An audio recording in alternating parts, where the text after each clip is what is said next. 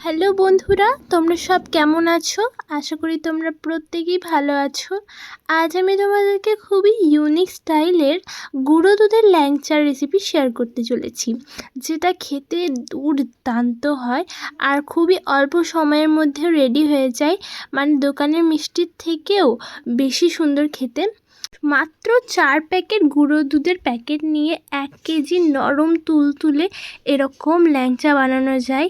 একেবারে কেউ ভাবতেই পারবে না, আর দোকানের থেকেও খুবই সুন্দর খেতে হয়। তো চলো এটার রেসিপিটা আমি তোমাদেরকে জানিয়ে দিই। প্রথমেই আমি এখানে নিয়েছি গুঁড়ো দুধ।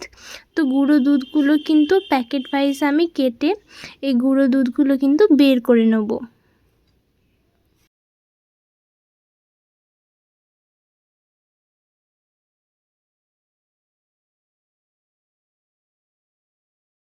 এখন আমি এই গুঁড়ো দুধগুলোকে কেটে এরকমভাবে বের করে নিয়েছি।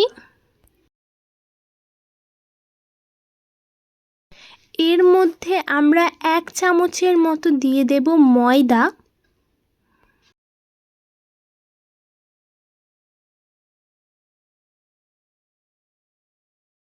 এতটা পরিমাণ দিয়ে দেব বেকিং সোডা, আর ঠিক এতটা পরিমাণ দিয়ে দেব বেকিং পাউডার। এরপরে খুব সুন্দরভাবে শুকনো উপকরণগুলো মিক্স করে নেব।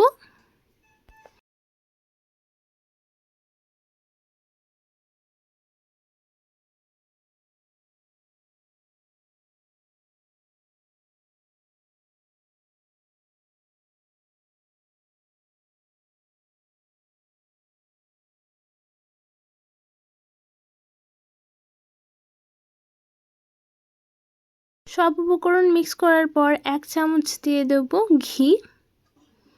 তোমরা ঘিটা দেওয়ারই চেষ্টা করবে, কারণ ঘিটা দিলে না এটার টেস্টটা কিন্তু খুব সুন্দর হয়।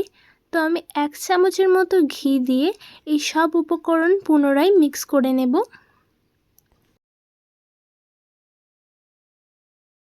যে কোনো জিনিসে ঘি দিলে কিন্তু তার মানে যে টেস্টটা থেকে সেটা আলাদাই হয়ে যায়। তো এরপরে আমি এর মধ্যে অল্প অল্প জল অ্যাড করতে থাকবো আর মেশাতে থাকবো।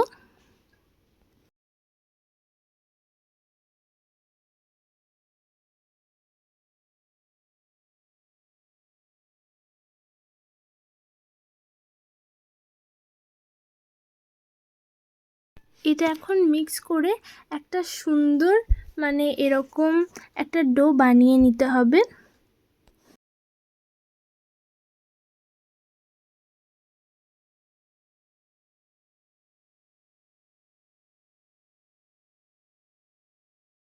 ডোটা যেটা হবে সেটা কিন্তু একটু চ্যাটচ্যাটে হতে হবে, মানে ঠিক এই রকম টাইপের। এরপরে আমি এটাকে একবার রেস্টে রেখে দেবো ঢাকা দিয়ে। 15 মিনিট রেস্টে রাখার পর আমি ঢাকনাটা খুলে দিয়ে দেখে নেব যেটা রেডি কিনা। হ্যাঁ বন্ধুরা, এটা একেবারে রেডি হয়ে গেছে। এরপরে হাতে করে খুব সুন্দরভাবে একটু মিক্স করব, মানে ঘিটা দিয়ে।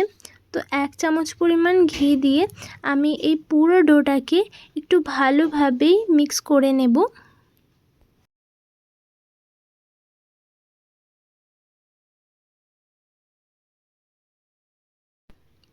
এরকম থিকনেসে যখন চলে আসবে তখনই ভাবে এটা রেডি হয়ে গেছে। একটা কথা বলে রাখি, মানে এই ডোটা কিন্তু একটু ভালোভাবে মিক্স করতে হবে, একটু সময় নিয়ে। মেশাতে মেশাতে দেখবে ডোটা ঠিক এই রকম হয়ে যাবে, মানে পাত্র থেকে নিজে নিজেই কিন্তু ছেড়ে চলে আসবে। এর মধ্যে আমরা এক্সট্রা ময়দা কিংবা এক্সট্রা গুঁড়ো দুধ কিছুই মিক্স করিনি।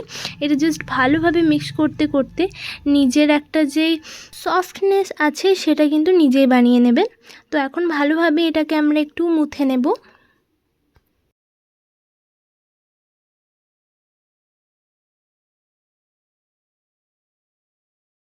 এরপরে যে যেমন শেপ দেবে সেরকমভাবে শেপটা দিয়ে দেবে।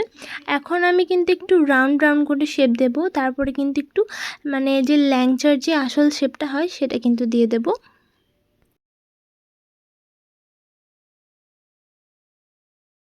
দেখতে পাচ্ছ লিচির মতো এটা কেটে নিয়েছি। এরপর আমি এটার শেপটা কিন্তু দিয়ে দেব। এখন দেখতে পাচ্ছ আমি কিন্তু শেপটা দিয়ে দিচ্ছি।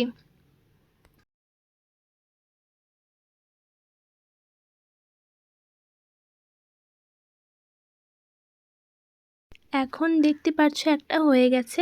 তবে একটা কথা বলে রাখি, মানে দোকানের থেকেও এটা কিন্তু কম খরচে খুবই কম উপকরণে হয়ে যায়, দোকানের থেকেও টেস্টি হয়। বাচ্চাদের তো খুবই ভালো লাগবে, সাথে তোমাদেরকেও কিন্তু খুবই ভালো লাগবে। গেস্ট এলে গেস্টরা ধরতেই পারবে না যে এটা বাড়িতে বানানো।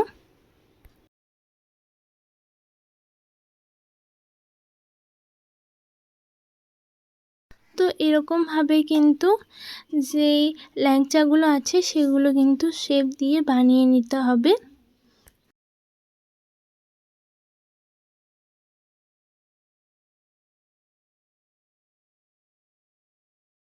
এক এক করে কিন্তু সবগুলোই আমি রেডি করে নিচ্ছি।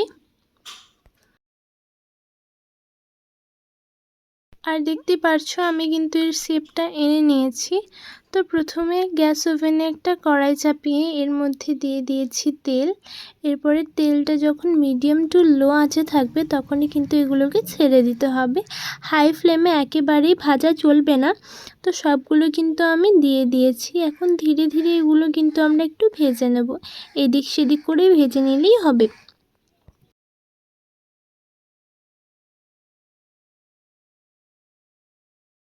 একটু এদিক সেদিক করে লালচে করে ভেজে নিলেই তৈরি হয়ে যাবে।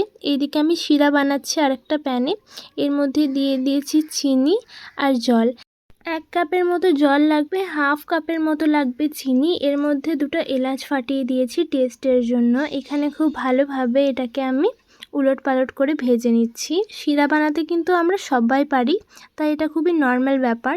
এরপরে আমরা খুব ভালোভাবে এটার যে তেলটা আছে সেটাকে বের করে নেব। কোনো রকম তেল থাকলে হবে না, একটু সময় নিয়ে একটু তেলটাকে ঝরিয়ে কিন্তু তুলে নিতে হবে।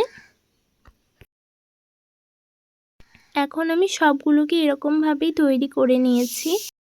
এরপরে এইদিকে কিন্তু চিনিটা খুব সুন্দরভাবে মেল্ট হচ্ছে ধীরে ধীরে। একটা চামচের সাহায্যে খুব ভালোভাবে এগুলোকে মিক্স করে দেব, যাতে খুবই অল্প সময়ের মধ্যে চিনিটা মিক্স হয়ে যায়।